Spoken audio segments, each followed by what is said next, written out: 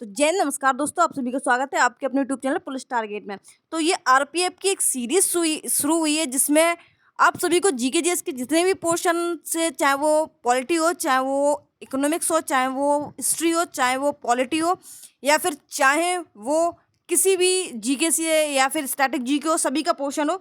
धीरे धीरे हम आपको सभी जितने भी प्रीवियस क्वेश्चन आए हुए हैं सभी के धीरे धीरे हर एक वीडियो बनाते चलेंगे। तो इसमें प्राचीन इतिहास में लगभग 106 से 107 क्वेश्चंस जो हैं वो प्रीवियस ईयर में पूछे गए हैं। तो शुरुआत करते हैं विद एक्स्ट्रा फैक्ट के साथ में। आप वीडियो को प्लीज़ पूरा देख लेना, जिससे आपको एक्स्ट्रा फैक्ट भी देखने को मिल जाए। हो सकता है आपको इससे 3 से 4 क्वेश्चन जो है वो देखने को मिल जाए आरपीएफ में। ठीक है, तो चलिए करते हैं अपने वीडियो की शुरुआत। सबसे पहला क्वेश्चन है, बुद्ध को निम्नलिखित में से किस स्थान पर ज्ञान प्राप्त हुआ है? तो बुद्ध को जो ज्ञान प्राप्त हुआ है वो कहाँ पर हुआ है? तो बोध गया में जो इनको ज्ञान की प्राप्ति हुई है महात्मा बुद्ध को, वो बोध गया में प्राप्त हुआ है। इसी तरीके से जो विकल्प है, आपको पीडीएफ अगर इसकी चाहिए तो टेलीग्राम चैनल आपको लिंक डिस्क्रिप्शन बॉक्स में दे रखी है, वहाँ से जाकर आप टेलीग्राम चैनल ज्वाइन कर लेना और उसमें आपको पीडीएफ मिल जाएगी। तो अगर हम महात्मा बुद्ध की बात करें तो ज्ञान की प्राप्ति जो हुई है उनको बोध गया में हुई है और गौतम बुद्ध को उन्होंने बौद्ध धर्म की स्थापना की है। किसकी? बौद्ध धर्म की स्थापना की है। और उन्होंने जो पहला उपदेश है वो अपना कहाँ दिया था? तो सारनाथ में दिया था। और इस घटना को जो इन्होंने उपदेश दिया है, इस घटना को धर्म चक्र प्रवर्तन के नाम से जाना जाता है। और अगर इनकी जन्म की बात करें तो लुम्बिनी में इनका जो जन्म है वो हुआ था। लुम्बिनी कहाँ पड़ती है? तो ये कपिलवस्तु में पड़ती है। और कपिलवस्तु कहाँ है? तो नेपाल में है। कहाँ पे है? नेपाल में है। और इसके बाद अगर कुशीनगर की बात करें तो इनकी मृत्यु जो है वो कुशीनगर में हो जाती है। ठीक है, और सारनाथ में इन्होंने क्या दिया था? अपना पहला उपदेश दिया था। इसके बाद में 483 में इनका जो ईसा पूर्व जो कि उल्टा चलता है, ठीक है, तो 483 में इनकी मृत्यु हो गई थी और 563 ईसा पूर्व में इनका जन्म हुआ था नेपाल में। ठीक है, लुम्बिनी जगह कहाँ है? तो नेपाल में है। और कुशीनगर कहाँ है? तो उत्तर प्रदेश में है। जिसको हम जब इनकी मृत्यु हुई थी तो उस घटना को क्या बोलते हैं? तो महापरिनिर्वाण बोलते हैं। क्या बोलते हैं? महापरिनिर्वाण बोलते हैं। अगला क्वेश्चन है दूसरा कि निम्नलिखित में से किसे शल्य चिकित्सा के जनक के रूप में जाना जाता है? तो शल्य चिकित्सा के रूप में जो है वो सुश्रुत को जाना जाता है। किसको जाना जाता है? सुश्रुत को शल्य चिकित्सा के रूप में जाना जाता है। अगर आप भूल जाते हैं तो शल्य याद रखिए। शल्य से किसको याद रखेंगे? तो सुश्रुत को याद रखेंगे। इसके बाद में अगर चरक की बात करें तो चरक संहिता जो है वो चरक से संबंधित है। इनके नाम के आगे ही जो है वो चरक संहिता जो है वो किसने लिखी है? चरक ने लिखी हुई है। ठीक है, अगला क्वेश्चन देखते हैं कि अगला क्वेश्चन क्या है। बौद्ध धर्म में अभय मुद्रा का क्या अर्थ है? तो जो बौद्ध धर्म में अभय मुद्रा का जो अर्थ है वो है कि जो निर्भीकता है, यानी कि जो निडरता है, निर्भीकता। ठीक है, कौन सा? ऑप्शन बी, जो कि निडरता है, जिसको हम निर्भीकता भी बोलते हैं। ठीक है, अगला क्वेश्चन है कि विनय और सुत्तपिटक इनमें से किसकी शिक्षाओं का संकलन है? तो सुत्तपिटक और विनय पिटक जो है वो गौतम बुद्ध की जो शिक्षाओं का संकलन है वो किया गया था। अगर हम बात करते हैं त्रिपिटक की, तो जो त्रिपिटक है वो किससे संबंधित है? तो आता है बौद्ध धर्म से त्रिपिटक संबंधित है। अगर त्रिपिटक की भाषा पूछे या फिर बौद्ध धर्म की भाषा पूछे तो कैसी है? पाली है। कैसी है? पाली है। ठीक है, और जैन धर्म की पूछे तो प्राकृत है। कैसी है? जैन धर्म की है वो प्राकृतिक भाषा है। और बौद्ध धर्म की बात करें तो वो पाली भाषा है। बौद्ध धर्म के त्रिपिटक का नाम क्या है? तो एक तो है सुत्तपिटक, दूसरा है विनय पिटक और तीसरा है अभिधम्म पिटक। कौन कौन से हैं? सुत्तपिटक, विनय पिटक, अभिधम्म पिटक। 3 पिटक है। भाषा पाली है। बौद्ध धर्म का पवित्र ग्रंथ अगर पूछा जाए क्या है तो त्रिपिटक है। ठीक है, और गौतम बुद्ध ने किसकी स्थापना की थी? तो बौद्ध धर्म की इसकी स्थापना की थी। ठीक है, बाकी आपको बता चुके हैं कि 483 में इनका जन्म हुआ था और 563 में इनकी मृत्यु हुई थी। सॉरी, जन्म 563 में हुआ था, ईसा पूर्व उल्टा चलता है, और 483 में इनकी मृत्यु हुई थी, जिसको महापरिनिर्वाण से बोला गया था। और उत्तर प्रदेश के कुशीनगर में इनकी मृत्यु हुई थी और नेपाल में इनका जन्म हुआ था, वो भी लुम्बिनी जगह में हुआ था। ठीक है ना। ज्ञान की प्राप्ति की अगर बात करें तो इनकी ज्ञान की प्राप्ति आपको अभी हम बता चुके हैं कहाँ पे हुई थी। तो इन्हें ज्ञान की प्राप्ति बोधगया में हुई थी, बोधगया में हुई थी। उनकी मृत्यु कुशीनगर में हुई थी और सारनाथ में इन्होंने पहला उपदेश दिया था। ये गौतम बुद्ध से इतने सवाल पूछे जा चुके हैं और हो सकता है आगे भी क्वेश्चन आपसे पूछे जाएं, तो आप गौतम बुद्ध के बारे में अच्छे से जानकारी देख लेना एक बार, ठीक है। और भी एक्स्ट्रा बीच बीच में जो जितने भी क्वेश्चन मिलेंगे वो हम आपको बताते जाएंगे, ठीक है। और बौद्ध धर्म में अभय मुद्रा की बात करते हैं तो अभय मुद्रा जो है वो निर्भीकता से है, ठीक है, जिसमें कुछ उंगलियों का प्रयोग करके निर्भीकता की एक्सरसाइज की जाती है।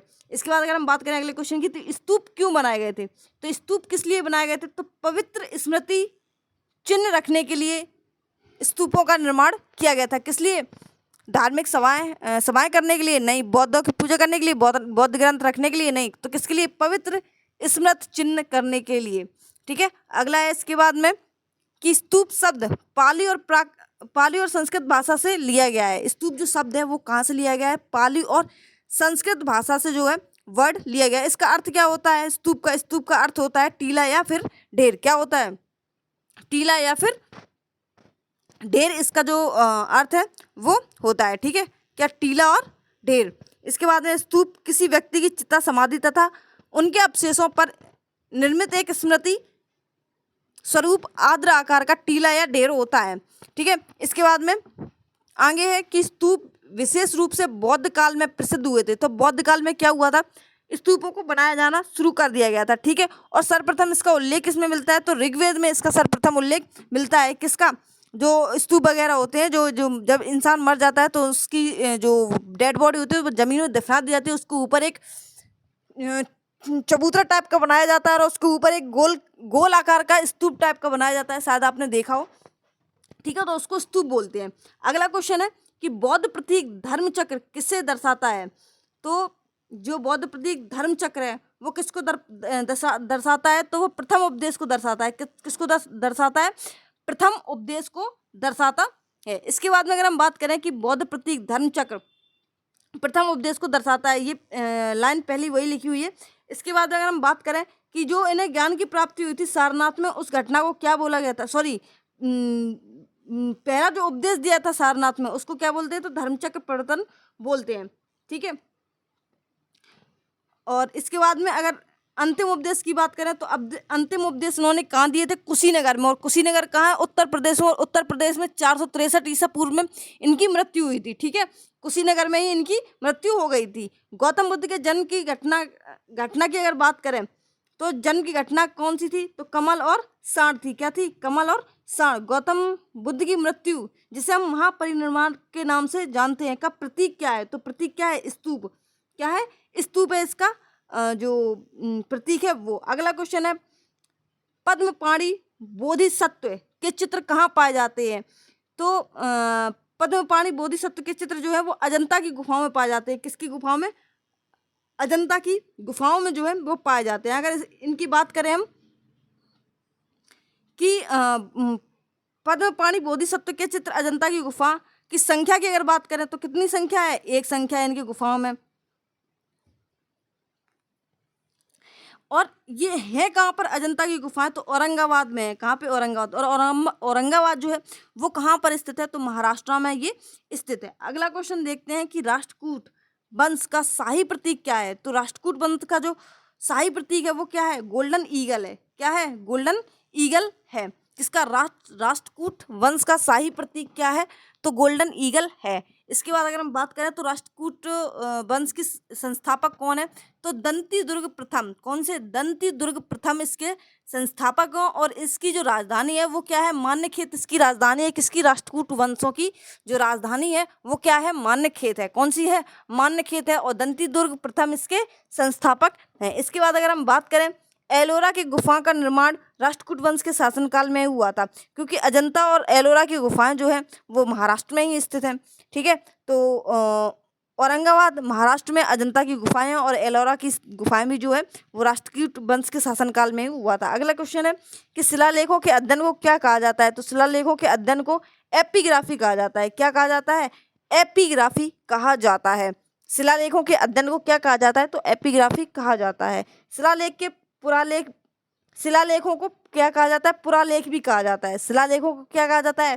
पुरालेख भी कहा जाता है। शिलालेख प्राचीन समय में घटित घटना तथा उनसे संबंधित व्यक्तियों के बारे में जानकारी हासिल करने के प्रमुख स्रोतों में से एक है। शिलालेख क्यों बनाए जाते थे? शिलालेख इसलिए बनाए जाते थे जो प्राचीन में घटित घटनाएं हो चुकी है उनसे संबंधित व्यक्तियों के बारे में जानकारी हासिल हो सके इसलिए ये शिलालेख बनाए जाते थे। अगला क्वेश्चन है,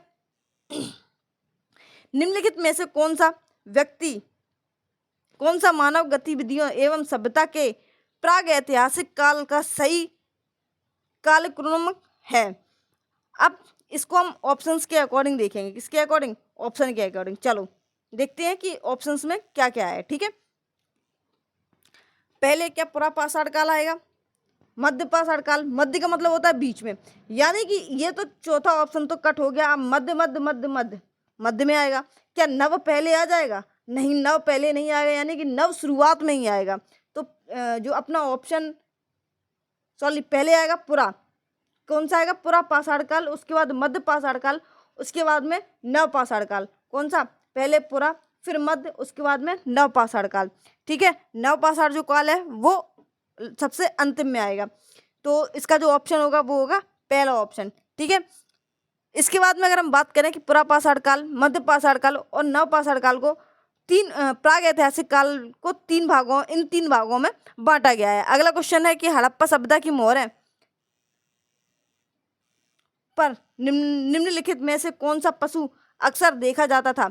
तो कौन सा पशु अक्सर देखा जाता था? जो बैल है उसको हड़प्पा सभ्यता की जो मुद्रा होती थी, मोहरें होती थी, जिनको हम मोहरें बोलते थे उस टाइम पे, उसमें कौन सा पशु अक्सर दिखाई देता था? तो कौन सा दिखाई देता था? तो बैल दिखाई देता था। बाकी और भी जानवर उसमें रहते थे, जैसे कि बकरी, हाथी, हिरन, भेड़, गैंडा, बाघ, ये भी दिखाई देते। लेकिन अधिक की बात करें तो अधिक सबसे ज़्यादा कौन दिखाई देता था? तो जो बैल है वो दिखाई देता था। ठीक है, हड़प्पा सभ्यता की मोहरों का आकार जो था वो कैसा था? तो त्रिभुजाकार भी था, आयताकार भी था, और वृत्ताकार भी था, और वर्गाकार भी था। ये चारों थे। इसके अलावा अगर कोई चौथा ऑप्शन आ जाए, जैसे कि पंचभुज या षष्ठभुज, तो वो नहीं था। 3 त्रिभुजा था, चतुर्भुज था, वर्गाकार था और वृत्ताकार था। ये चारों जो है हड़प्पा सभ्यता की जो मोहरें थी उस तरीके की थी। अगर सर्वाधिक बात करें किसकी, किस पशु को मोहरों पर सबसे ज़्यादा छापा गया, तो वो था बैल। और बाकी हिरन, बैल, बाघ, भेड़, गैंडा, हाथी, ये सभी भी मोहरों पर मिले हैं। इसके बाद अगर हम बात करें भारतीय नेपोलियन किसको कहा जाता है, तो समुद्रगुप्त को कहा जाता है। किसको कहा जाता है? समुद्रगुप्त को कहा जाता है भारतीय नेपोलियन। अब समुद्रगुप्त के बारे में जान लेते हैं थोड़ी सी चीज कि समुद्रगुप्त थे कौन। ठीक है, तो समुद्रगुप्त भारत का सबसे महान शासक में से एक था, जो कि समुद्रगुप्त चंद्रगुप्त प्रथम के उत्तराधिकारी था। समुद्रगुप्त के पिता की बात करें तो पिता कौन थे? चंद्रगुप्त प्रथम समुद्रगुप्त के पिता थे। ठीक है, इसके बाद में समुद्रगुप्त के शासनकाल में सांस्कृतिक तथा राजनीतिक दृष्टि से गुप्त वंश के साम्राज्य का उत्कर्ष काल माना जाता है। समुद्रगुप्त के साम्राज्य की राजधानी पाटलिपुत्र थी। इसके बाद में अगर हम बात करें कि समुद्रगुप्त की जो राजधानी थी वो कौन सी थी, तो वो थी पाटलिपुत्र। कौन सी थी? पाटलिपुत्र थी। ठीक है, इन्होंने समुद्रगुप्त ने अपने राज्य में कौन सी नीति अपनाई थी? तो इन्होंने अपने राज्य में एक नीति अपनाई थी जिसको कहा गया था दोहरी नीति अपनाई थी। कौन सी? दोहरी नीति। समुद्रगुप्त ने कौन सी नीति अपनाई थी? तो कौन सी अपनाई थी? दोहरी नीति अपनाई थी। समुद्रगुप्त को भारत के नेपोलियन की संज्ञा प्रसिद्ध इतिहासकार विंसेंट आर्थर स्मिथ ने दी थी।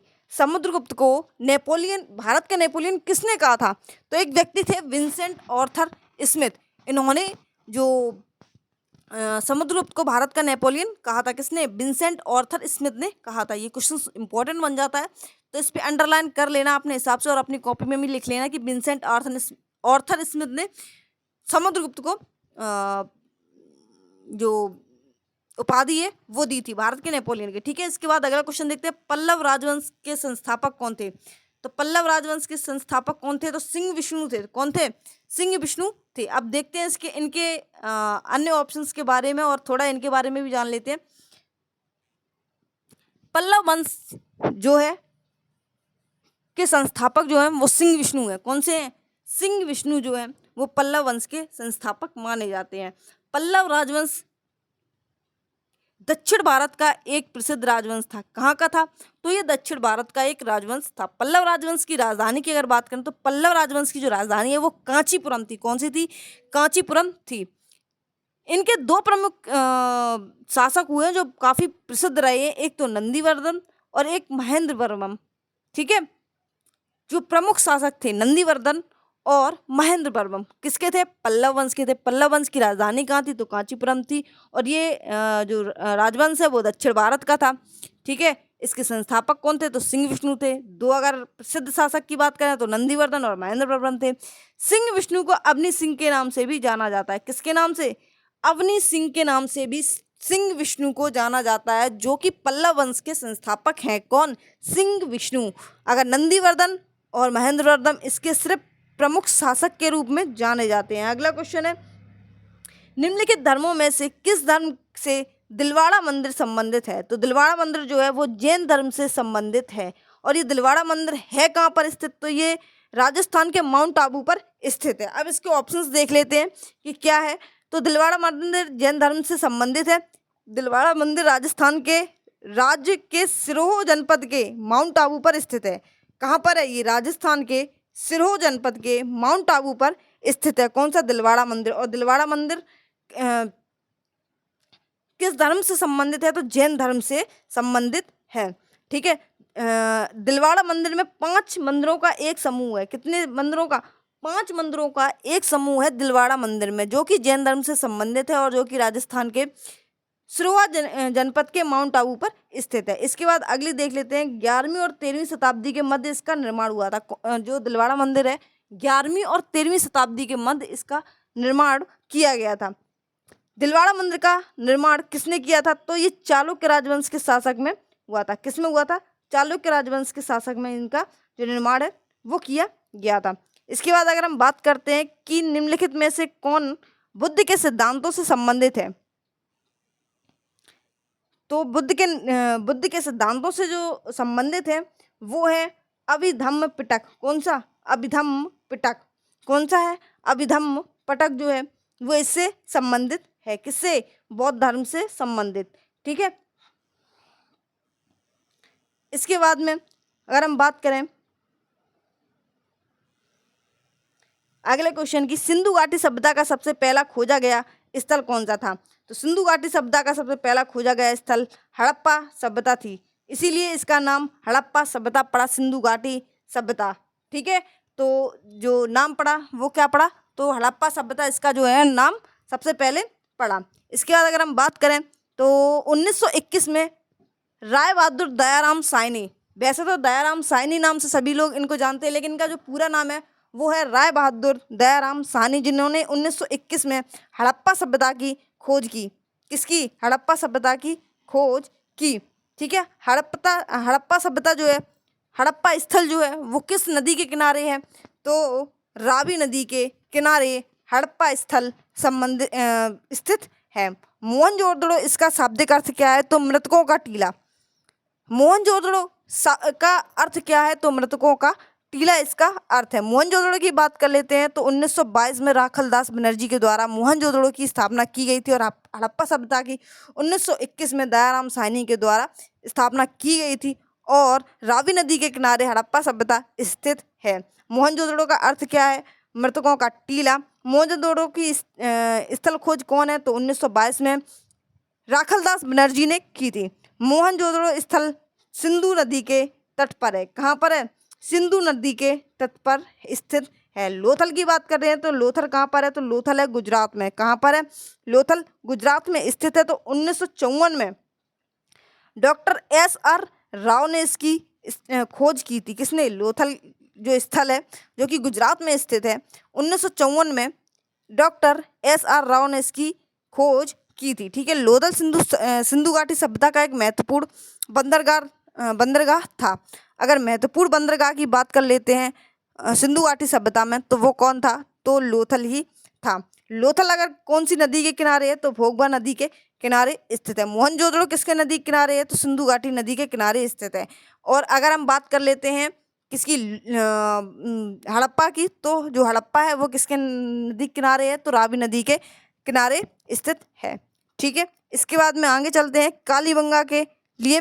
तो कालीबंगा स्थल जो है वो अमलानंद घोष ने इसकी खोज जो है वो की थी। कालीबंगा की जो खोज है वो अमलानंद घोष ने की थी। कालीबंगा में क्या मिले थे, तो काली चूड़ियों के साक्ष्य भी यहाँ पे मिले थे, ठीक है। और टेराकोटा का हल जो है वो भी कालीबंगा में ही मिला था। कालीबंगा के स्थल पर उत्खनन का श्रेय बीके थापर को जाता है। बीके थापर और बीवी लाल, बीके थापर और बीवी लाल इन्होंने कालीबंगा में की एक तरीके से खोजकर्ता मान लेते हैं, या फिर उत्खनन का श्रेय जो है वो इन दोनों को चला जाता है, ठीक है। कालीबंगा घग्गर नदी के किनारे है। किसके? कालीबंगा जो है वो घग्गर नदी के किनारे है। लोथल जो है वो भोगवा नदी के किनारे स्थित है। मोहनजोदड़ो जो है वो सिंधु नदी के किनारे स्थित है। और हड़प्पा सभ्यता जो है वो रावी नदी के किनारे है। ये चारों चीज़ें याद रखेंगे, नदियाँ पूछी जाती हैं। लोथल भोगवा, लोथल भोगवा, कालीबंगा घग्गर, कालीबंगा घग्गर, कालीबंगा घग्गर, ठीक है। ऐसे समझ लो कि काली घाघरा है, लोथल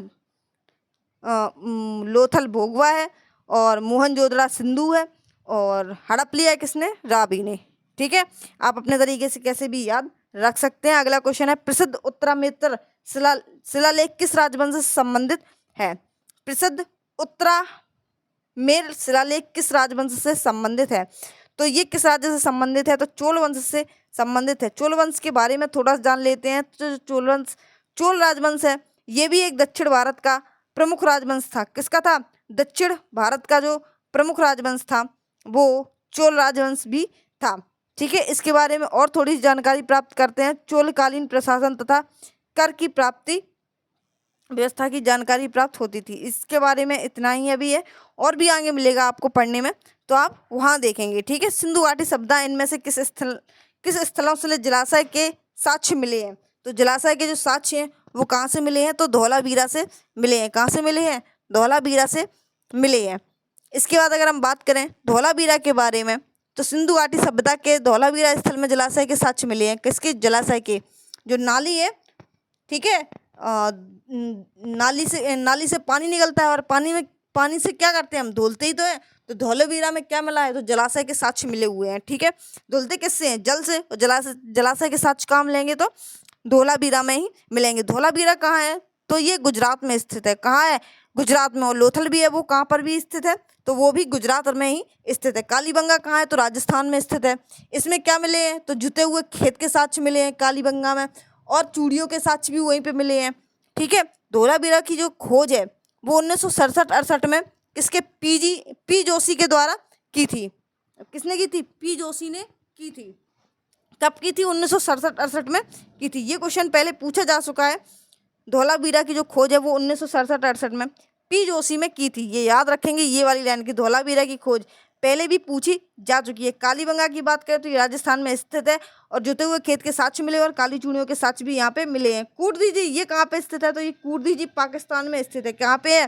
पाकिस्तान में स्थित है। पहली बात तो ये याद रखेंगे कि ये जो स्थान है वो है कहाँ पर स्थित, तब तो उनके बारे में हम जानकारी लेंगे। इस यहाँ पे क्या मिला था? तो कहाँ से की? चपटे फलक वाली कुल्हाड़ी के साक्ष्य मिले थे। कहाँ पे? कुल्हाड़ी। कहाँ से की? कुल्हाड़ी के जो साक्ष्य हैं वो कहाँ पे मिले थे? तो कूटदीजी में ही मिले थे। कहाँ से? और कुल्हाड़ी याद रखेंगे तो कूटदीजी याद आ जाएगी। और किसको कूटने का मन करता है? तो पाकिस्तान वालों को मन करता है कूट देने का। तो जो कूटदीजी है वो कहाँ पर स्थित है? तो वो पाकिस्तान में स्थित है, ठीक है। कांसे की कुल्हाड़ी की अगर बात आती है तो कूटदीजी में ही स्थित है, ठीक है। लोथल की बात करें तो लोथल हम आपको चौथी बार बता रहे हैं कि लोथल जो स्थित है वो कहाँ पर स्थित है? गुजरात में है। और यहाँ पर क्या मिला था? तो 3 युगल समाधियों के साक्ष्य मिले थे। कहाँ पे? लोथल में। कहाँ पर? लोथल में 3 युगल, युगल और लोथल। देखो युगल और लोथल एक दूसरे से समतल थोड़े बहुत मिलते हैं। तो युगल के साक्ष्य कहाँ मिले थे? 3। तो आप याद रखेंगे लोथल में मिले थे। और लोथल कहाँ स्थित है? तो गुजरात में स्थित है। मोहनजोदड़ो नाम का अर्थ किस भाषा में है? जिसको हम मुर्दों का टीला कहते हैं, जिसको हम मुर्दों का टीला कहते हैं, वो किस भाषा में है? तो ये आपका ना सिंधी भाषा में है। किसमें है? सिंधी भाषा में है। मोहनजोदड़ो का अर्थ क्या है? तो मोहनजोदड़ो का अर्थ है मृतकों का टीला, जो कि सिंधी भाषा में है। क्या है? सिंधी भाषा में है। मोहनजोदड़ो को सिंधु घाटी सभ्यता का सबसे बड़ा स्थल माना जाता है। मोहनजोदड़ो को सबसे बड़ा स्थल माना जाता है सिंधु घाटी सभ्यता का, ठीक है। वर्तमान में मोहनजोदड़ो जो है वो कहाँ पर स्थित है? तो कहाँ पर स्थित है? पाकिस्तान में। अब मोहन कहते हैं अब भारत और पाकिस्तान को जोड़ दो, क्या कहते हैं, भारत और पाकिस्तान को जोड़ दो, मोहन कहता है। ठीक है, क्योंकि मोहन फंस गया है पाकिस्तान में, इसलिए मोहनजोदड़ो जो है वो कहता है कि भारत पाकिस्तान को जोड़ दो। तो और भारत वाले क्या कहते हैं, अगर जोड़ने की बात की तो कूट देंगे तुम्हें, कूट दीजिए। और मोहनजोदड़ो कहाँ पर स्थित है, तो पाकिस्तान में ये स्थित है। ठीक है, इसके बाद देखते हैं कि मोहनजोदड़ो में विशाल स्नानागार के अवशेष मिले हैं। अगर बात आती है कि विशाल स्नानागार, सबसे पहले बात आएगी कि सबसे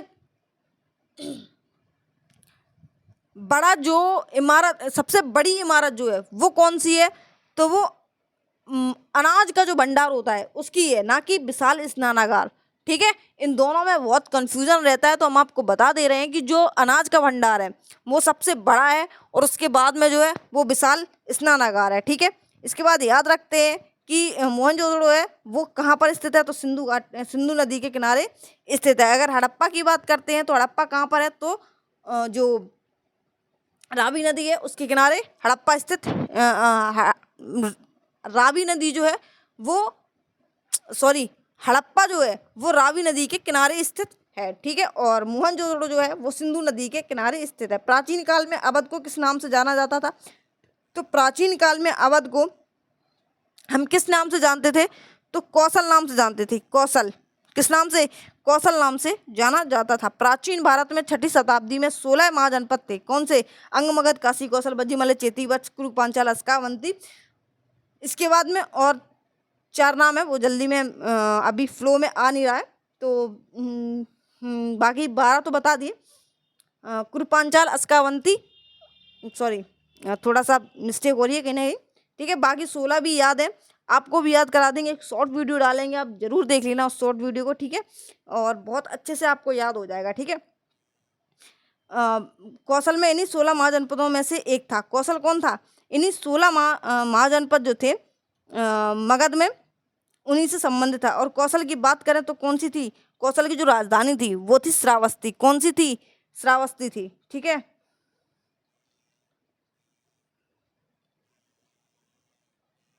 इसके बाद अगला क्वेश्चन है कि निम्नलिखित में से कौन पाल साम्राज्य के का संस्थापक था। तो पाल साम्राज्य का जो स्थापक था, संस्थापक थे, वो कौन थे, तो गोपाल थे। पाल गोपाल, पाल गोपाल, पाल गोपाल। ठीक है, याद रखेंगे, पाल वंश के संस्थापक गोपाल वंश थे। पाल साम्राज्य का एक संस्थापक गोपाल एक कुशल प्रशासक था। इसमें एक ही जो संस्थापक थे वही एक कुशल प्रशासक बनकर उभरे। उसके बाद में अगर उदय बताएं तो इसका उदय जो है वो 8वीं शताब्दी में हुआ था। किसमें, पाल साम्राज्य का अगर उदय है वो 8वीं शताब्दी में हुआ था। पाल साम्राज्य के शासक बौद्ध धर्म का पालन करते थे। अगर पूछा जाए कि पाल साम्राज्य के लोग जो थे वो किस धर्म से संबंधित थे, तो वो बौद्ध धर्म से संबंधित थे। ठीक है, और इसका उदय कब हुआ था, तो 8वीं शताब्दी में हुआ था। इसके जो एक ही कुशल शासक थे वो थे गोपाल, और जिन्होंने पाल वंश की नींव रखी थी। ठीक है, अगला क्वेश्चन है, अगला क्वेश्चन एक और है कि पाल साम्राज्य के शासक धर्मपाल ने विक्रमशिला विश्वविद्यालय की स्थापना की थी। ये भी एक इम्पॉर्टेंट फैक्ट है कि जो पाल साम्राज्य के शासक थे धर्मपाल, उन्होंने क्या किया था, विक्रमशिला विश्वविद्यालय की नींव रखी थी। किसकी, विक्रमशिला विश्वविद्यालय की नींव रखी थी। इसके बाद अगला क्वेश्चन है कि वेदों में किसे ब्रह्म वेद के नाम से जाना जाता है। तो ब्रह्म वेद के नाम से किसको जाना जाता है, तो अथर्ववेद को ब्रह्म वेद के नाम से जाना जाता है। भारत में 4 वेद हैं, ऋग्वेद, यजुर्वेद, सामवेद, अथर्ववेद। सबसे पुराना अगर बात करें तो ऋग्वेद है।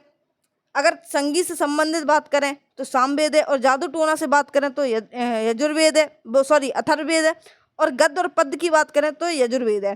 ठीक है, इसके बाद में ऋग्वेद के बारे में बात करें, इस वेद में क्या है ऋग्वेद में, तो ऋग्वेद में 10 मंडल, 1028 सूक्त और 10,462 मंत्र है। किसमें, ऋग्वेद में। और यजुर्वेद की बात करें तो यजुर्वेद को 2 भागों में बांटा गया है, एक शुक्ल यजुर्वेद और दूसरा कृष्ण यजुर्वेद। ठीक है, यज्ञ संबंधी जितने भी विधि से विधान है, यज्ञ से संबंधित जितने भी विधि से विधान है वो यजुर्वेद में संबंधित है। और यजुर्वेद को 2 भागों में बांटा गया है, एक शुक्ल दूसरा कृष्ण में।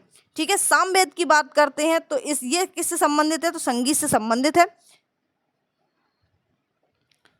और ये सबसे छोटा भी है। कौन सा? सामवेद जो है वो सबसे छोटा है, चारों वेदों को मिलाकर ये सबसे छोटा है।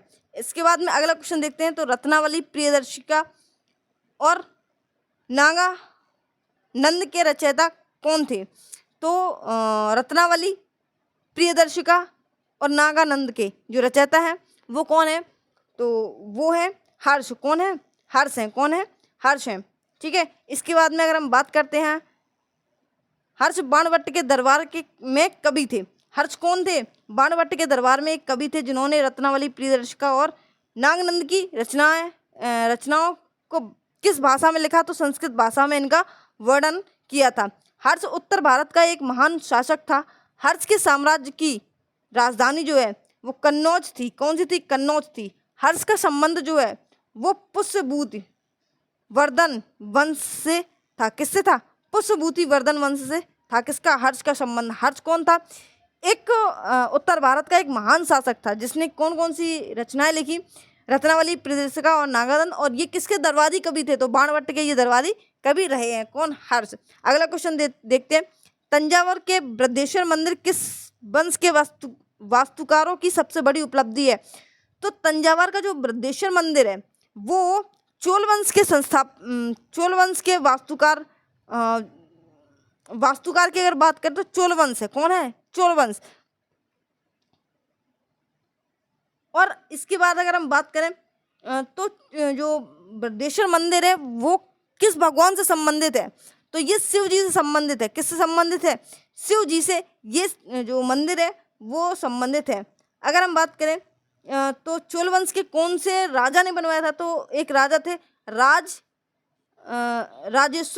राजराजेश्वर मंदिर का नाम भी इनको दिया गया था। जो चोल वंश के शासक थे राजा राज चोल ने इसको बनवाया था। किसने? राजा राज चोल ने इसको बनाया था। और एक नाम और दिया था, राजराजेश्वर मंदिर का भी नाम इसको दिया था। ठीक है। किसको? तंजावुर के बृहदेश्वर मंदिर को। बृहदेश्वर मंदिर की जो शैली है वो कौन सी है? तो वो द्रविड़ शैली में बना हुआ है। किस में बना हुआ है? द्रविड़ शैली में बना हुआ था। और ये कब बना था? तो ये 1987 ईस्वी में इस मंदिर को यूनेस्को की विरासत सूची में इसको शामिल किया गया था। 1987 में इसको क्या किया गया था? विश्व विरासत सूची में, यूनेस्को की विश्व विरासत सूची में इसको शामिल किया गया था बृहदेश्वर मंदिर को। और ये किससे संबंधित है? तो भगवान शिव से ये संबंधित है। ठीक है। अगला क्वेश्चन देखते हैं कि जैन धर्म के अंतिम तीर्थंकर कौन थे? तो जो अंतिम तीर्थंकर थे तो वो कौन थे? महावीर स्वामी थे। कौन थे? महावीर स्वामी थे। अगर पहले की बात करें तो पहले कौन थे? तो ऋषभनाथ थे। कौन से थे? ऋषभनाथ थे। अगर तेईस की बात करते हैं तो तेईस में कौन थे? तो पारसुनाथ थे। कौन से थे? पारसुनाथ थे। कौन से? 23वें नंबर के पारसुनाथ थे। और अनंतनाथ की बात करते हैं तो 14वें तीर्थंकर अनंतनाथ थे। कौन थे? अनंतनाथ थे। ठीक है। जैन धर्म के अंतिम तीर्थंकर महावीर स्वामी थे जो कि कौन से नंबर थे? 24वें नंबर के थे।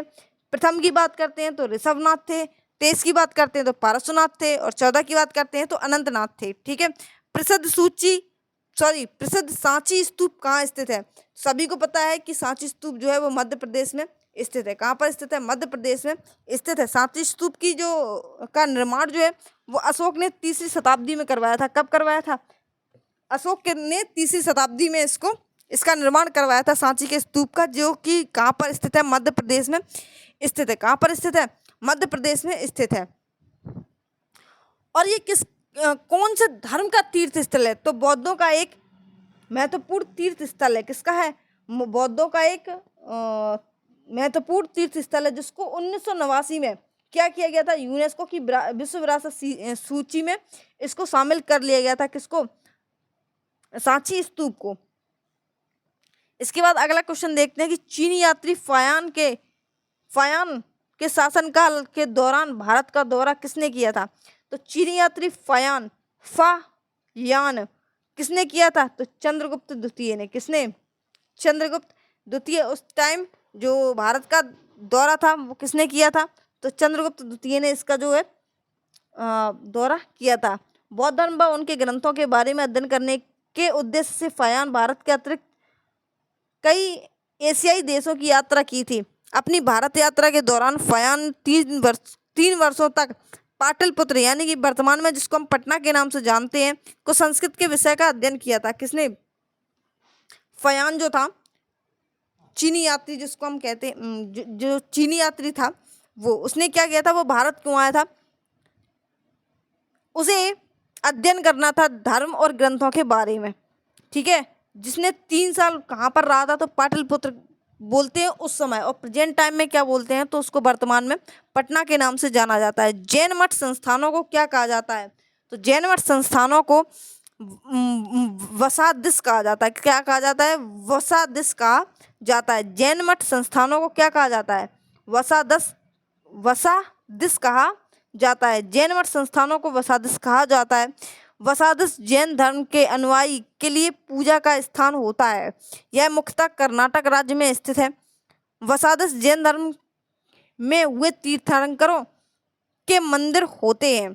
कौन से होते हैं, जो मंदिर होते हैं तीर्थंकरों के, उनको कहा जाता है वसादिस, ठीक है। अगला क्वेश्चन देखते हैं, जोड़ी कौन सी गलत है, चयन करें। चंद्रगुप्त क्या मौर्य थे, राजाराज क्या चोल थे, बिम्बिसार क्या थे, तो इसमें कौन सा ऑप्शन गलत है, तो ये बिम्बिसार वाला ही गलत है। कौन सा गलत है, बिम्बिसार। और बिम्बिसार कौन सा थे, हर्यक वंश थे। मगध में मगध साम्राज्य की बात करते हैं तो HSNA, हर्यक, शिशुनाग, नागवंश, और ऐसे सॉरी हर्यक वंश, शिशुनाग वंश, और अरे ऐसी एक ट्रिक थी जिसको हमने बनाया था, भूल गए हैं, आपको बाद में बता देंगे कमेंट बॉक्स में करके, ठीक है। थोड़ी सी कहीं मिस्टेक हो रही है। हर्यक, शिशुनाग, और उसके बाद HSNA, अरे ठीक है।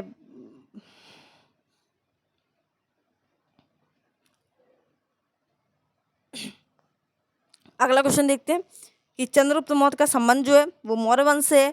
राजा राज का संबंध जो है वो चोल वंश से है। अभी आपको बताया जो तंजावुर को बृहदेश्वर मंदिर है वो इन्हीं की निर्माण, इन्हीं की देन है। कनिष्क की बात करें तो ये कुषाण वंश से संबंधित है, जिन्होंने सम्मत चलाया था, ठीक है, जो कि 78 ईस्वी पूर्व में चलाया गया था, जो कि शक सम्मत जिसको हम कहते हैं।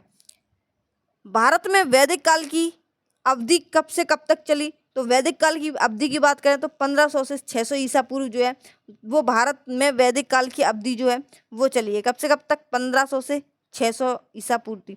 अगर हम वैदिक काल की बात करें तो वैदिक काल को 3 भागों में बांटा गया है। पहला है पूर्व वैदिक काल और दूसरा है उत्तर वैदिक काल। सॉरी, 2 भागों में बांटा गया है, पहला पूर्व, दूसरा उत्तर। अब अगर पूर्व की बात करें तो 1500 से 1000 तक की, 1000 ईसा पूर्व तक इसकी अवधि है, और दूसरी है 1000 से 600 ईसा पूर्व तक की इसकी जो अवधि है वो है। वैदिक काल को वैदिक युग भी कहा जाता है। वैदिक काल को क्या कहा जाता है, वैदिक युग भी कहा जाता है, जिसको 2 भागों में बांटा गया है, पूर्व वैदिक काल और उत्तर वैदिक काल। पूर्व वैदिक काल की बात करते हैं तो 1500 से 1000 ईसा पूर्व तक, और उत्तर वैदिक काल की बात करते हैं तो 1000 से 500 ईसा, सॉरी 600 ईसा पूर्व तक इसकी जो है। और भारत में वैदिक काल की शुरुआत सिंधु घाटी सभ्यता के बाद हुई। अगर हम बात करते हैं कि वैदिक काल की शुरुआत कब हुई, तो सिंधु घाटी सभ्यता के बाद में इसकी जो शुरुआत है वो हुई। आर्य संस्कृति में सर्वोच्च काल में गंगा घाटी के जनपद जो की संख्या है, क्या आर्य संस्कृति के सर्वोच्च काल में गंगा घाटी के जनपद जो संख्या में कितने हैं, 16 हैं। कितने जनपद हैं, 16 जनपद हैं। कौन कौन से हैं, अंग, मगध, काशी, कौशल, बज्जी, मल्ल, चेती, वत्स, कुरु, पांचाल, अस्का, अवंती, मत्स्य, सूरसेन, अंग, मगध, काशी, कौशल, बज्जी, मल्ल, चेती, वत्स, कुरु, पांचाल, अस्का, अवंती, कुरु, पांचाल, मत्स्य, सूरसेन, अस्मक, गंधार। कौन से, मत्स्य, सूरसेन और अस्मक और गंधार, ठीक है। ये 16 महाजनपद जो है वो है, कौन से, ये वाले, ठीक है। आप इनको एक बार PDF में पढ़ लेना, अच्छे से याद कर लेना। वैसे तो मुझे याद है, अंग, मगध, काशी, कौशल, बज्जी, मल्ल, चेती, वत्स, कुरु, पांचाल, अस्का, अवंती, मत्स्य, सूरसेन और गंधार और अस्मक, ठीक है। 16 जनपदों के बारे में। अंगुत्तर निकाय किसमें, अगर बोला जाए कि 16 महाजनपद को कौन से ग्रंथ में लिखा गया है, तो कौन से ग्रंथ में लिखा गया है, तो अंगुत्तर निकाय जो है उस ग्रंथ में 16 महाजनपद का जो है वो वर्णन मिलता है। अगला क्वेश्चन देखते हैं कि 6वीं शताब्दी ईसा पूर्व के प्रारंभ में भगवान महावीर का जन्म निम्नलिखित में से किस स्थान पर हुआ था। तो महावीर का जो जन्म है वो सभी को पता है कि वैशाली में हुआ था। कहाँ पर हुआ था, वैशाली में। महावीर स्वामी का जो जन्म है वो हुआ था, महावीर स्वामी, कौन से, महावीर स्वामी का जो जन्म है, भगवान महावीर का जो जन्म है वो वैशाली में हुआ था। वैशाली कहाँ है? कुंडलग्राम में स्थित है। कहाँ पर है? कुंडलग्राम में स्थित है। और 6वीं शताब्दी यानी कि 540 ईसा पूर्व में महावीर स्वामी का जो जन्म है वो हुआ था, जो कि जैन धर्म के अंतिम तीर्थंकर थे। कौन? महावीर स्वामी जो है, अभी पूछा गया था कि जैन धर्म के अंतिम तीर्थंकर कौन थे, तो महावीर स्वामी वहाँ पे लगाए थे। अगर 23वीं की बात करें तो पार्श्वनाथ बताए थे, और पहले की बात करें तो ऋषभनाथ बताए थे, और 14वें की बात करें तो अनंतनाग की बात हमने की थी वहाँ पे। ठीक है, इसके बाद में अगर हम महावीर स्वामी की बात करें तो इनका जन्म वैशाली में 540 ईसा पूर्व में हुआ था। वैशाली कहाँ पर है? तो कुंडलग्राम में स्थित है, और ये जैन धर्म के अंतिम तीर्थंकर है। और इनके मृत्यु की बात करें तो पावापुरी में इनकी मृत्यु हुई थी, जो कि बिहार में स्थित है। कौन सा? पावापुरी जो स्थान है वो कहाँ पर स्थित है? तो बिहार में स्थित है, 468 ईसा पूर्व में। अगला क्वेश्चन है, मिलिंद पन्हो में बौद्ध धर्म से जुड़े सवालों का जवाब किसने दिया?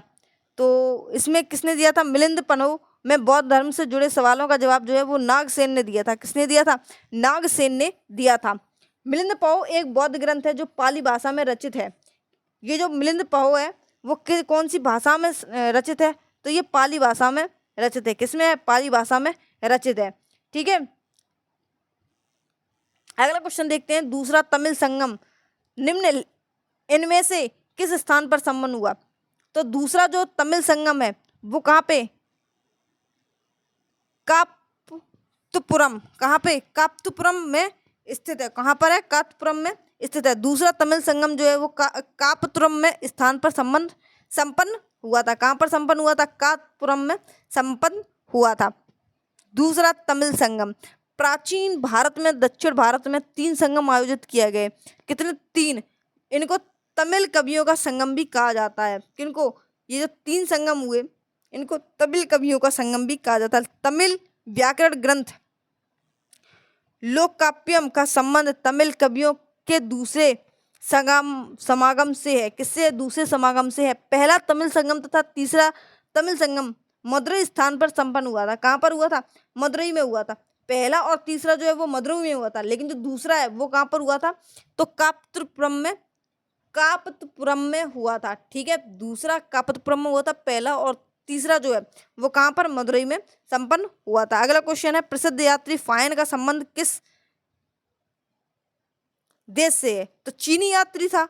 वो तो अभी बता चुके, चीनी यात्री था। ठीक है, चीनी यात्री जो था प्रसिद्ध यात्री फयान भारत चंद्रगुप्त विक्रमादित्य के शासनकाल में हुआ आया था। किसके शासनकाल में आया था? विक्रमादित्य के शासनकाल में आया था। फयान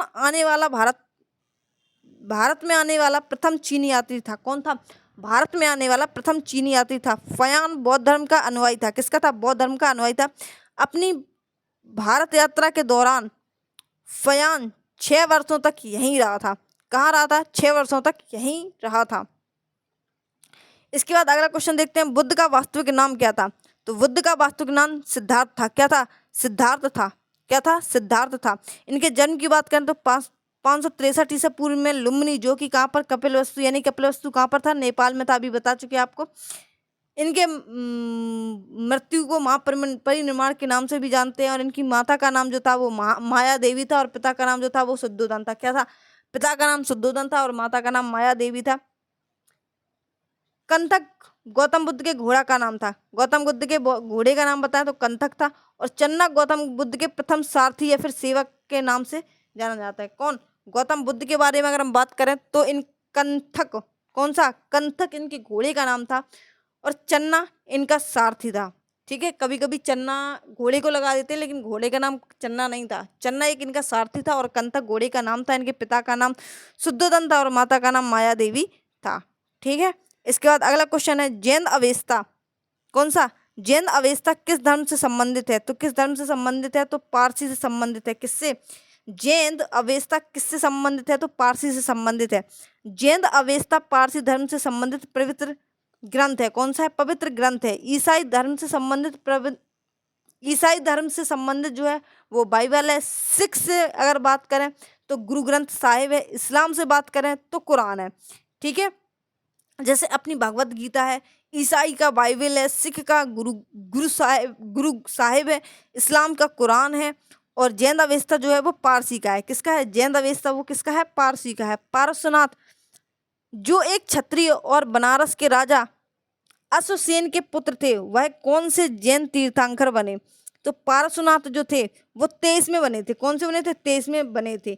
पहले थे ऋषभनाथ, 24 में थे, वो थे महावीर स्वामी, और अनंतनाग जो थे वो 14 में थे, और पारसनाथ जो थे वो 23 में तीर्थंकर थे। ठीक है। और अजीतनाथ जो थे वो कौन से थे? तो वो दूसरे थे। कौन से थे? दूसरे थे। पहले और अंतिम बता चुके हैं 3 बार, और इन्हें भी 2 बार बता चुके हैं। अब याद रखेंगे किसको? अजीतनाथ को। किसको? अजीतनाथ को। ठीक है। ये कौन से थे? ये दूसरे नंबर के थे। गौतम बुद्ध के निम्नलिखित उपदेशों में से किसे अग्नि उपदेश के रूप में जाना जाता है? तो अग्नि उपदेश के रूप में किसे जाना जाता है? तो आदित्य आदित्य पर्याय पर्याय सुत्त को। किसको? आदित्य पर्याय सुत्त को गौतम बुद्ध के उपदेश को जाना जाता है, अग्नि उपदेश को जाना जाता है। ठीक है। इसमें क्या था? तो इसमें इंद्रिय तथा मन और वैराग्य के माध्यम से दुख का मुक्ति का उपाय था। किसका था? दुख के मुक्ति का उपाय था कैसा? इंद्रियों से, मन से, वैराग्य से। ठीक है। बुद्धचरित नामक महाकाव्य किसने लिखा है? तो बुद्धचरित नामक जो महाकाव्य है वो किसने लिखा है? तो अश्वघोष ने ये लिखा है। बुद्धचरित किसने लिखा है? अश्वघोष ने लिखा है। अश्वघोष कनिष्क के दरबार के राजकवि थे। किसके दरबार के राजकवि थे? तो कनिष्क थे। कनिष्क के थे। अश्वघोष किसके थे? तो कनिष्क के थे। ठीक है। अश्वघोष के सौंदर्यानंद काव्यम की भी रचना की थी। अश्वघोष ने किसकी रचना की थी? तो सौंदर्यानंद काव्यम की रचना की थी। नागार्जुन कनिष्क के समकालीन थे। तो नागार्जुन को माध्यमिक मत एवं शून्यवाद का प्रवर्तक माना जाता है। ठीक है। किसको? तो ये नागार्जुन जो कि कनिष्क के समकालीन थे, और नागार्जुन को ही क्या माना जाता है? माध्यमिक मत एवं शून्यवाद का प्रवर्तक माना जाता है। अगला क्वेश्चन है, निम्न इनमें से संगम साहित्य का कौन सा ग्रंथ व्याकरण और काव्य शास्त्र से संबंधित है? तो कौन सा है? तो तोलकपियम है। कौन सा है? तोलकपियम है। अगर हम साहित्य का संगम साहित्य की बात करते हैं तो काव्य शास्त्र किससे संबंधित किसका है? तो तोलकपियम का है। किसका है? तोलकपियम का है। मणिमेंगलई का क्या है? तो ये एक तमिल महाकाव्य है जिसकी रचना कवि चितलाई चितनार ने की थी। किसने? चितलाई चितलार ने की थी। शिल्पाधिकरम ये क्या है? ये तमिल साहित्य का प्रथम महाकाव्य है जिसकी रचना इलांगो आदिगल ने की थी। किसकी? शिल्पाधिकरम की इलांगो आदिगल ने रचना की थी। जीवक चिंतामणि यह एक तमिल महाकाव्य है जिसकी रचना जैन मुनि तिरुक्देवर ने की थी। ठीक है। तिरुक्देवर ने की थी, जैन मुनि जो थे। ठीक है। अगला क्वेश्चन है, निम्नलिखित में से कौन सा वैदिक ग्रंथ शिल्प धन विज्ञान से संबंधित है? कौन सा ग्रंथ शिल्प धन विज्ञान से संबंधित है? तो कौन सा है? शिल्प शास्त्र जो है। कौन सा? शिल्प शास्त्र जो है वो वैदिक ग्रंथ शिल्प धन विज्ञान से संबंधित है। अगला क्वेश्चन देखते हैं, गंधर्व वेद की बात करते हैं तो गंधर्व वेद में 4 उपवेद हैं। कितने हैं? 4 उपवेद। उपवेदों में से एक गंधर्व वेद है। अन्य 3 उपवेद की बात कर लें तो धनुर्वेद, शिल्पवेद और आयुर्वेद। कौन से? आयुर्वेद, शिल्पवेद, धनुर्वेद और गंधर्व वेद। ठीक है। गंधर्व वेद क्या है? 4 उपवेदों में से एक वेद है, सॉरी एक उपवेद है। अगला क्वेश्चन है, पहली जैन परिषद कहाँ आयोजित की गई थी? तो पहली जो जैन परिषद है वो पाटलिपुत्र में की गई थी। कहाँ पर? पाटलिपुत्र में की गई थी। कहाँ पर? पाटलिपुत्र में की गई थी। पहली जैन परिषद पाटलिपुत्र में आयोजित की गई थी। पहली जैन परिषद का आयोजन चंद्रगुप्त मौर्य के शासनकाल में स्थूलभद्र की अध्यक्षता में 300 ईसा पूर्व में हुआ था। स्थूलभद्र जो थे उस टाइम उन्होंने अध्यक्षता की थी। शासनकाल किसका था? तो चंद्रगुप्त मौर्य का था। पहली जैन परिषद की बात करें तो 300 ईसा पूर्व में हुआ था। दूसरी जैन परिषद की बात करते हैं तो वल्लभी ने आयोजित की थी। किसने? बल्लवी ने आयोजित की थी, जो कि 512 ईसा पूर्व में हुआ था। कब हुआ था? 512 ईसा पूर्व में हुआ था। निम्नलिखित में से कौन सा महाकाव्य ऋषि वेदव्यास द्वारा लिखा गया है? ऋषि वेदव्यास द्वारा महाभारत महाकाव्य लिखा गया है। कौन सा? वेदव्यास के द्वारा कौन सा लिखा गया है? तो महाभारत जो है वो वेदव्यास के द्वारा लिखित है।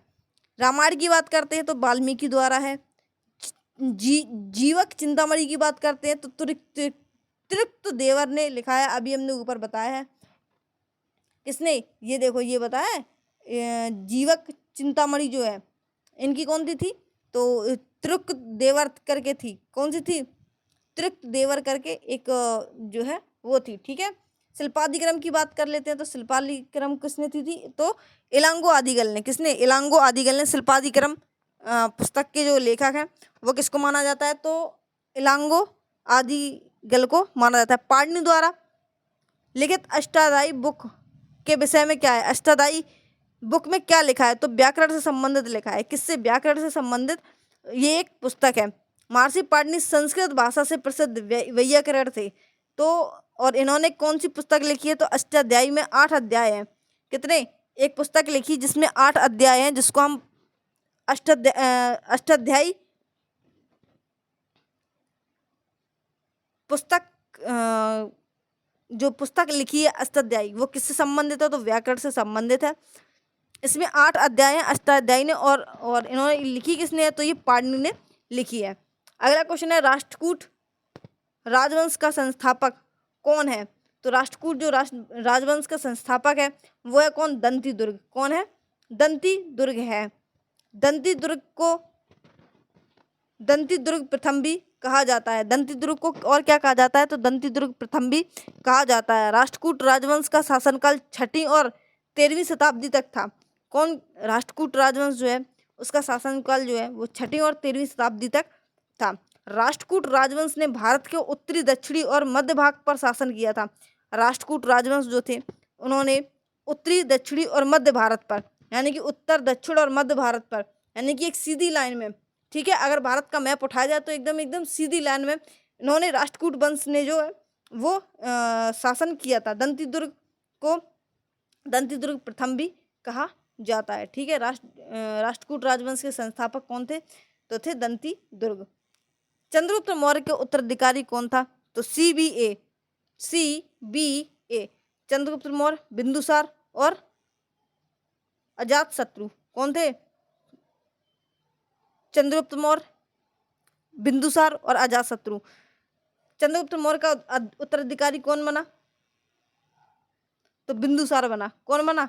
बिंदुसार बना। सॉरी, अजातशत्रु नहीं, अशोक बना। ठीक है। चंद्रगुप्त मौर्य ने मौर्य साम्राज्य की स्थापना की थी। इसके पुत्र का नाम क्या था? तो बिंदुसार था। और बिंदुसार के पुत्र का नाम क्या था? तो अशोक था। CBA। ठीक है। ये अजातशत्रु नहीं है, ये अशोक है। बिंदुसार के बाद कौन आया? तो अशोक आया। बिंदुसार ने लगभग 27 वर्षों तक शासन किया। कितने वर्षों तक? 27 वर्षों तक शासन किया। और बिंदुसार को अमित्र घात के नाम से भी जानते हैं, यानी इन्होंने अपने मित्र के साथ में घात किया था, तो इन्हें अमित्र घात के नाम से भी जाना जाता है। सारनाथ में सिंह चतुर्भुज स्तंभ शीर्ष किसके द्वारा बनाया गया था? तो सारनाथ में जो सिंह चतुर्भुज स्तंभ शीर्ष है वो किसके द्वारा बनाया गया था? सम्राट अशोक के द्वारा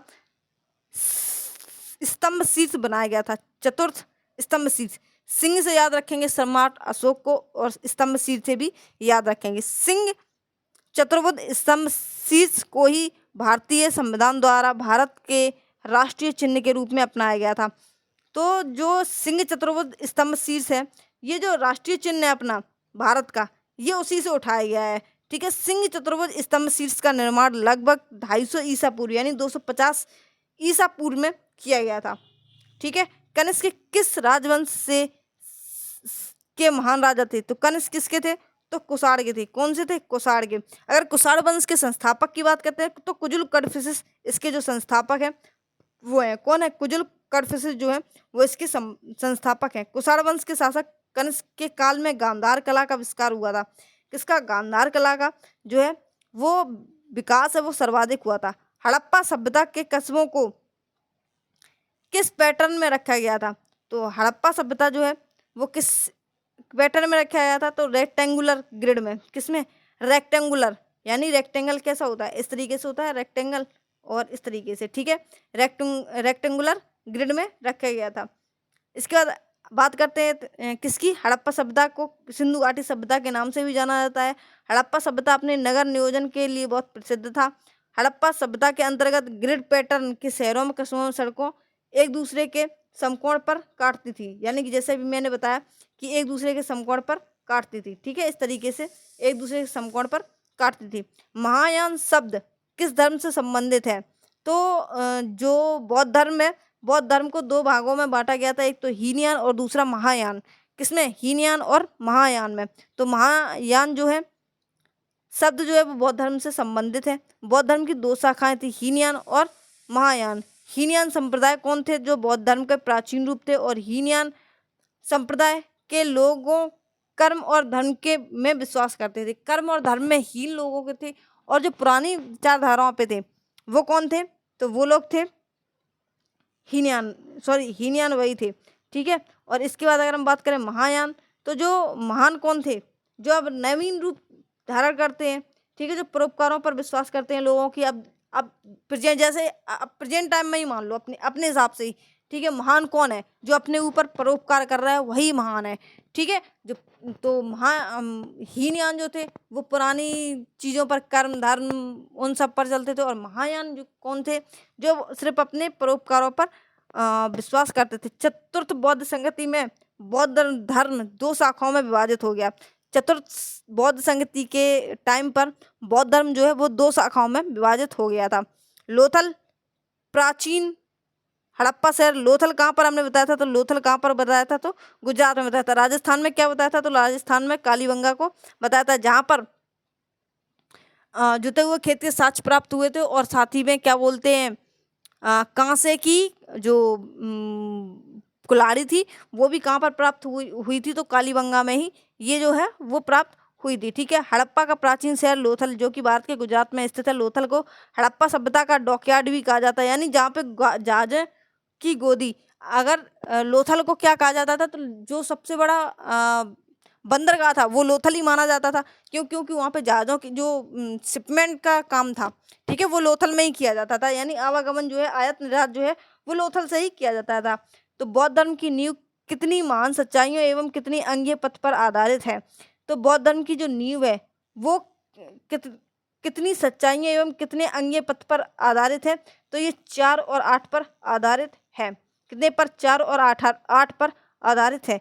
इस सीरीज को हम यहीं समाप्त करते हैं। इसका दूसरा पार्ट हम आपको जल्दी ही प्रोवाइड कराएं, क्योंकि वीडियो ज़्यादा लंबी बन जाएगी, इसलिए इसको हम यहीं पे स्टॉप करते हैं, ठीक है। अगले क्वेश्चन में हम जो इसके बचे हुए क्वेश्चंस हैं, शायद 53 क्वेश्चंस और बचे हुए हैं, 53 क्वेश्चंस में शामिल हैं, और वीडियो ज़्यादा बड़ी बन जाती है तो देखने में थोड़ी सी दिक्कत होती है। तो थोड़ी छोटी छोटी वीडियो बनाएंगे जिसको आपको देखने में भी टाइम ना लगे और आपका मन भी लगता रहे। तो चैनल को सब्सक्राइब एंड वीडियो को लाइक ज़रूर कर देना अगर अच्छा लगे, और अपने दोस्तों तक ये वीडियो जरूर शेयर कर देना, क्योंकि ये प्रीवियस क्वेश्चन है।